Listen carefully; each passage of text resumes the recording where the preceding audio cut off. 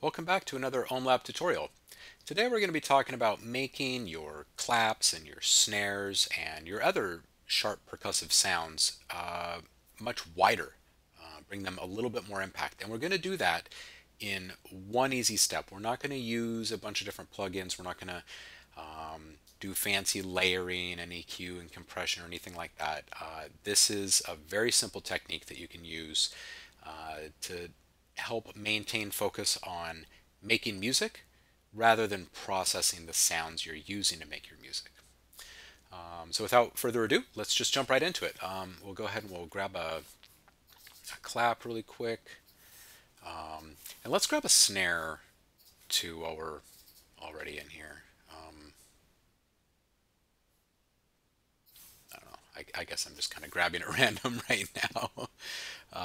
And if I don't like that one, I'll go with this one. All right, so this is as simple as using something called a sample delay. Okay, and there's only one trick to it. I think it's probably why people don't use this technique more, and that is because in a lot of sample delay plugins, the left and the right channel are linked by default. So when people open this up and they start sliding the slider over, trying to find some kind of cool delay effect, they're not finding it. And that's because you're affecting both channels at the same time. So basically, all you're really doing is delaying the total signal by a certain number of milliseconds, and that really doesn't do you any good.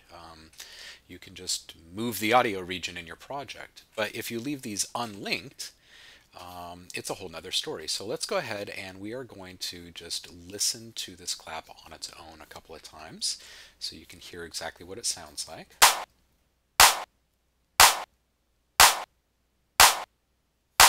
Okay.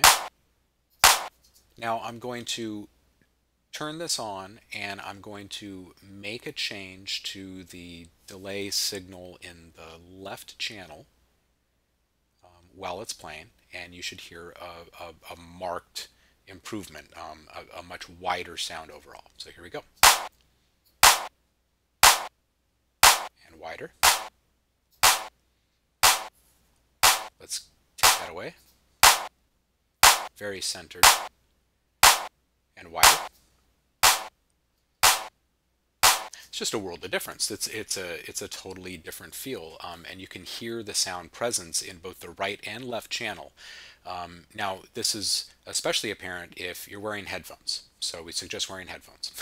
Now, the reason why this is working is because the signal is being delayed in the left channel, but not the right, so there is a separation happening.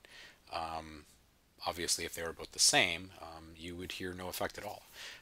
Let's move over to the snare sample really quick. Oh, wow, that's a really big, bassy, punchy snare, isn't it? All right, we'll do the same thing. We will add our sample delay. Make sure that left and right channels are not linked.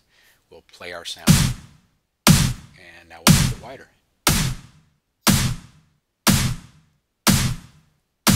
Without. With. Okay, so what exactly is it doing to the sound overall? Let's just take a look at it really quick. So this is a meter that is on the main output of this project. So anything coming through it will show up here. So this is going to be our clap, the original clap, and now wider.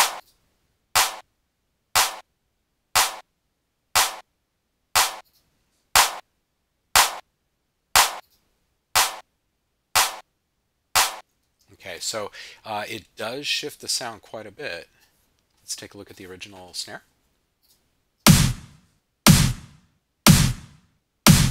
And with the widening in place.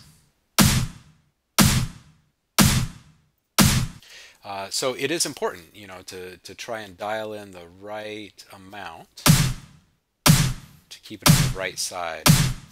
All right, so it looks like 303 is probably about the maximum for this one. Let's see what it is for this.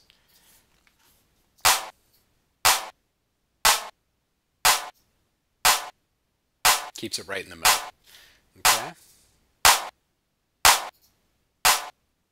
So it's entirely possible to get a much wider, a kind of like a stereo effect while keeping your sounds centered in the project, which of course allows the listener to maintain focus, for it to be a driving force, and for it to cut through the mix.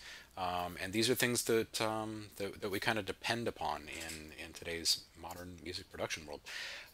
So there you have it. One easy step to make your sounds wider and bigger and bring a little bit more impact to them.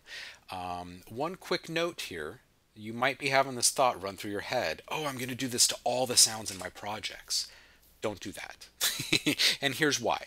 It's just a simple tip. You don't have to, this isn't law, but if all of your sounds are processed the same way, then none of them are going to stand out from one another.